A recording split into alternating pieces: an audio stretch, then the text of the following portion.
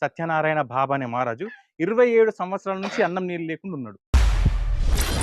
విశ్వాసం నమ్మకం ముందు వైద్య శాస్త్రం వాదన చిన్నదని నిరూపించే చోటును వాళ్ళు కూడా ముగ్గురు డాక్టర్లను తీసుకుపోయి అక్కడ చెకప్ కూడా చేసిర్రు.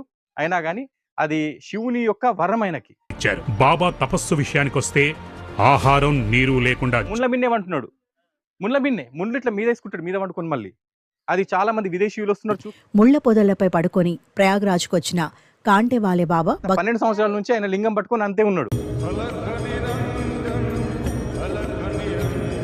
గత 30 సంవత్సరాల నుంచి స్నానం చేయకుండా ఎట్లుండగలుగుతున్నాడు? 57 గంగాపురి మహారాజ్ కూడా గడిచిన 32 నుంచి స్నానానికి దగ్గరకోయిండు. పోంగనే వాళ్ళు ఏం చేశారంటే బాణాలతో ఆయన కొట్టి చంపేసారు. జాన్ క్రైస్తవ మతబోధకుడని, ఆ ఆదివాసీ తెగవారికి కూడా మతబోధన చేయాలన్నది అట్లా కత్తుందని చెప్పేసి మీరు కూడా నేను సింహాల బోన్లో నేను నిలిచి ఉంటాను, నన్ను దేవుడు కాపాడతాడంటే కాపాడతాడా? కానీ ఆఫ్రికాలో ఒక పాస్టర్ నిజంగా చేసిండు. These prophets